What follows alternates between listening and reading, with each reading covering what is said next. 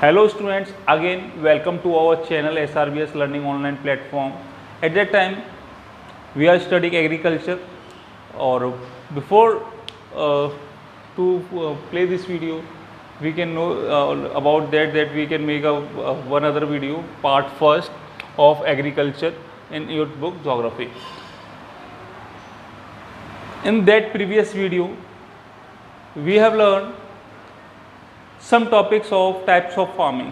Types of farming के जो हमने टॉपिक्स पढ़े, इसके अंदर हमने प्राइमिटिव सब्सटेंस फार्मिंग को पढ़ा, इंटेंसिव सब्सटेंस फार्मिंग को पढ़ा, और उसी सीरीज़ के अंदर हम यहाँ पर कॉमर्शियल फार्मिंग को पढ़ेंगे.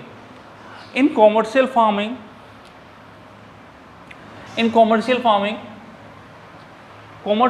के अंदर जो मेन फार्मर का जो मेन एम है वो ये है कि to sell their product in the market also, rather to fulfil the needs of their family. The community also wants to sell their product in the market by using the scientific product to increase the output of the their volume. So इसको output को बनाने के लिए इस commercial farming के अंदर जो farmer है वो आपका HYV सीड्स को यूज करता है. HYV सीड्स हैं हमारे हाई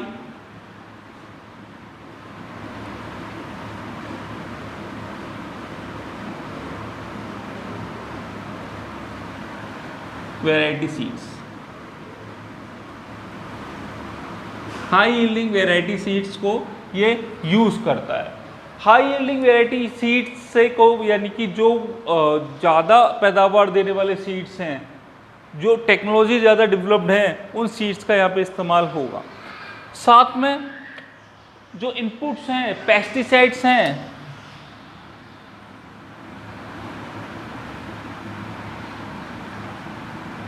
इंसेक्टिसाइड्स हैं,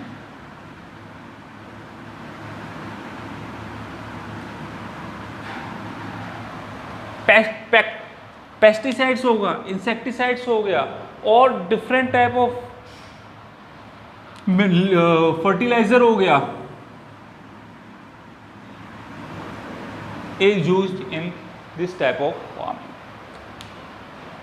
to grow their crop. For that एक एग्जाम्पल के तौर पे मैं आपको समझाता हूँ कि हाई यील्ड वैरायटी सीड्स और ये कॉमर्शियल फार्मिंग किस तरीके से है. कि कॉमर्शियल फार्मिंग अगर मैं बात करता हूँ पंजाब और हरियाणा, जहाँ पे राइस का प्रोडक्शन बहुत ज़्यादा है, गेहूँ का प्रोडक्शन बहुत ज़्यादा है, तो राइस का प्रोडक्शन पंजाब के लिए क्या हो सकता है, एक तरह से कॉमर्शियल फार्मिंग हो सकता है. लेकिन वही उड़ीसा के लिए किस तरीके का फार्मिंग होगा, वो सब्सटेंस फार्मिंग होगा. इसी सीरीज के अंदर, इसी के अंदर एक और इसका पार्ट आता है प्लांटेशन क्रॉप. तो we can understand the plantation crop.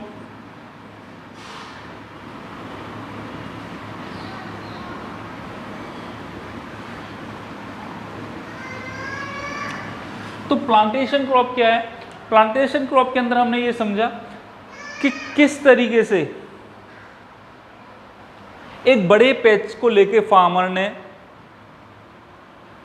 with the use of high yield variety seeds, with the use of migration labor, with the use of pesticide, insecticides, और यहाँ पे एक और चीज़ आ जाती है कि कैपिटल इंटेंसिव होता है. ये किस तरीके का होगा? कैपिटल इंटेंसिव होगा.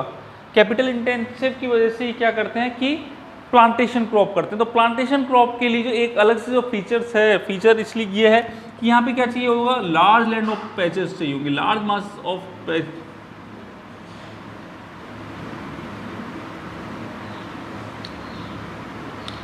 लार्ज लैंड एरिया चाहिए होगा. लार्ज लैंड एरिया के साथ साथ यहाँ पे क्या चाहिए होगा, माइग्रेशन लेबर चाहिए होगा.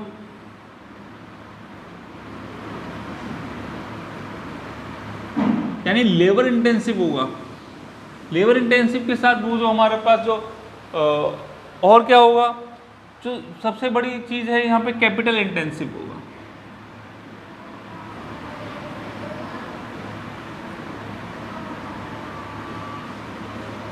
कैपिटल इंटेंसिव होगा। ये सारी चीज़ें यहाँ पे प्लांटेशन क्रॉप के अंदर आ जाएगी। अब समझ लीजिए कि what is the type of plantation crop. Plantation crop के एग्जांपल क्या है, तो प्लांटेशन क्रॉप के लिए एग्जांपल क्या है, यहाँ पे एग्जांपल हो जाएंगे आपके टी, कॉफी,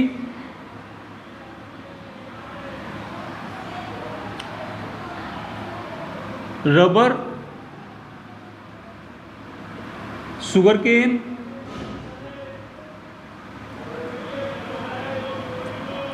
एंड बनाना।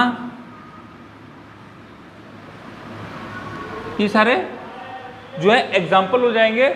और पोटैटो, ये भी आलू वगैरह, ये भी सब इसी में आ जाएंगे, प्लांटेशन क्रॉप में आ जाएंगे। तो tea, coffee, rubber, sugar cane, banana, it are the example of plantation crop. I hope कि ये एग्जाम्पल आपको याद रहेंगे। प्लांटेशन क्रॉप आपको याद रहेगा। प्लांटेशन क्रॉप उस टाइप की क्रॉप है जो बड़े लार्ज लैंड मास एरिया में चाहिए, कैपिटल इंटेंसिव है, जिसको प्रोडक्शन एक बड़े लार्ज एरिया में होता है। माइग्रेशन लेबर की आवश्यकता होती है, जैसे कि असम के अंदर बागानों के अंदर चाय की पैदावार होती है, जहाँ से दूर दूर से जो मजदूर यहाँ पे बुलाए जाते हैं, बिहार और बंगाल के, अपना जो सस्ते मजदूर होती है, लेबर इंटेंसिव है, तो सस्ती लेबर जहाँ पे भी मिलेगी वहाँ से लेबर है, यहाँ पे लेबर बहुत चाहिए होगी, क्योंकि हैंडमेड वर्क बहुत ज़्यादा होता है। आफ्टर दैट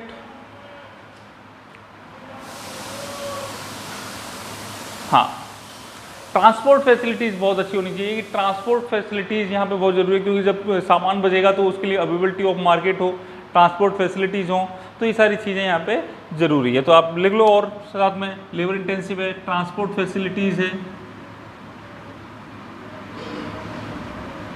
मार्केट अवेलेबिलिटी बहुत ज़रूरी है, availability of market of that type of product. तो उसके बाद हम आगे बात कर लेते हैं कि किस तरीके से नेक्स्ट टॉपिक अपना, कि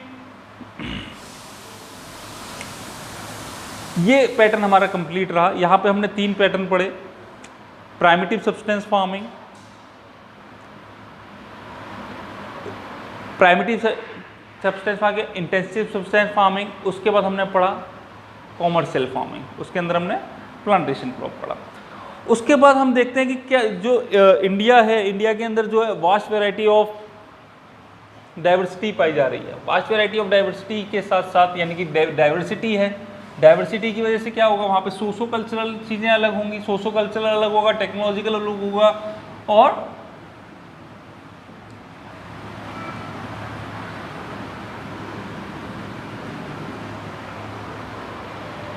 सोशो कल्चरल अलग है, टेक्नोलॉजिकल अलग है, और वहाँ का कल्चर बिल्कुल अलग है, सीजनल अलग है।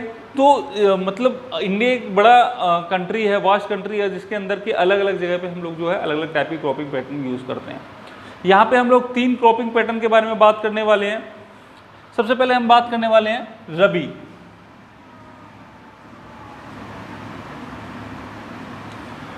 देखो ये क्वेश्चन ये जनरली पूछा जाता है इसमें कि describe the different cropping pattern in our country. तो डिफरेंट क्रॉपिंग पैटर्न हमारा हो गया रबी। एक सीजन है, सीजनल है। ये सीजन जो होता है ये आपका कब होगा, जब आपका ये जो कल्टीवेशन इसका जो होगा, कल्टीवेशन इसका होने वाला है। तो रबी क्रॉप को जो सोन टाइम है, सोन पीरियड है, तो इसको बोया जाता है eight winter.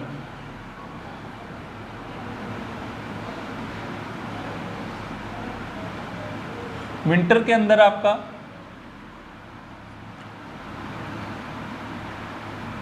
October to December,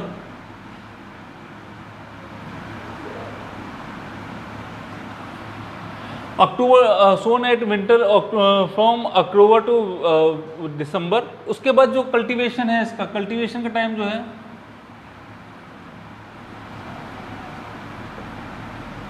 cultivation इसको किया जाता है एट समर।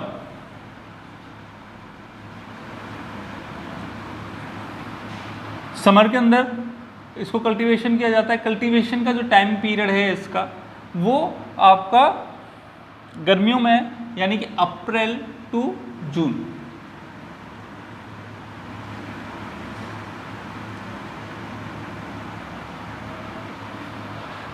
इस बीच में इसको कल्टीवेशन का कर लिया जाता है, इस बीच में इसको बोया जाता है।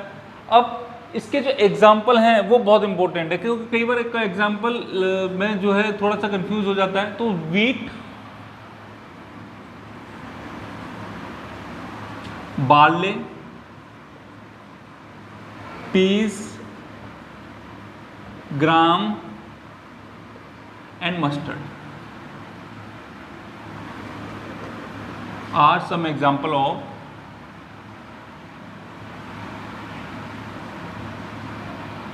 रबी सीड, रबी क्रॉप्स। तो रबी क्रॉप्स के ये सारे एग्जाम्पल हो गए।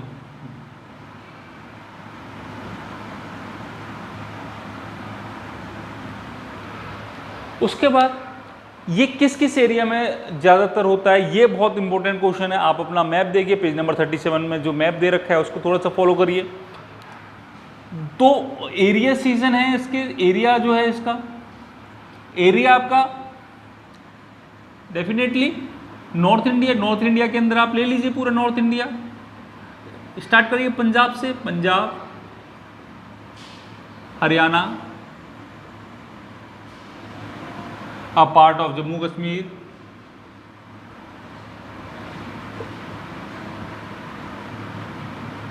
a part of western Uttar Pradesh,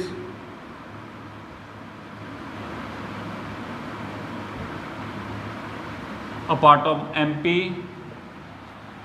तो ये जो है यहाँ पे जो है रबी क्रॉप्स पाई जाती हैं, रबी क्रॉप का सीजन होता है। अब रबी क्रॉप्स के लिए ये देखना ज़रूरी है कि इसका जो पैटर्न होता है, ये कब बोई जाएंगी, कब बोई जाएंगी, विंटर में बोई जाएंगी, यानी अक्टूबर टू दिसंबर। तो यहाँ पे जो at the sown of time के टेम्परेचर कैसा होना चाहिए, लो होना चाहिए।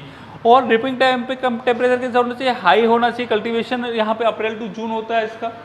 उसके बाद जो एग्जाम्पल हैं, वीट, बार्ले, पीस, ग्राम, मस्टर्ड, ये इसके एग्जाम्पल हैं। Punjab, Haryana, Jammu Kashmir, western Uttar Pradesh and MP में ये बहुतायत में आपका उत्पादन होता है, प्रोडक्शन होता है। उसके बाद हम आप बात कर लेते हैं सेकंड नंबर की अपनी क्रॉप की, खरीफ क्रॉप। तो सेकंड नंबर क्रॉप की जो है खरीफ क्रॉप है।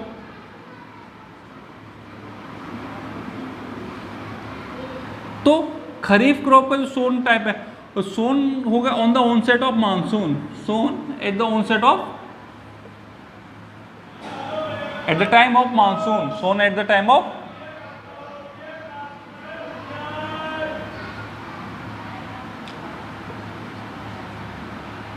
of monsoon। और मानसून के बाद इसे काटा कब जाएगा, इसे काटा जाएगा अक्टूबर से सितंबर में, अक्टूबर to September.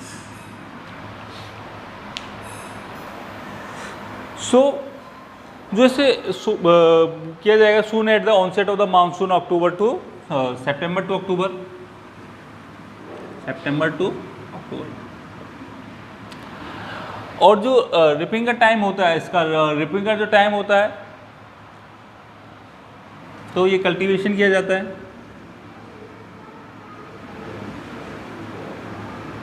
Sorry on the onset of monsoon, हमने लिख दिया of the onset of monsoon. Monsoon कब आता है, मानसून हमारा आता है आपका यही आपका जुलाई के आसपास।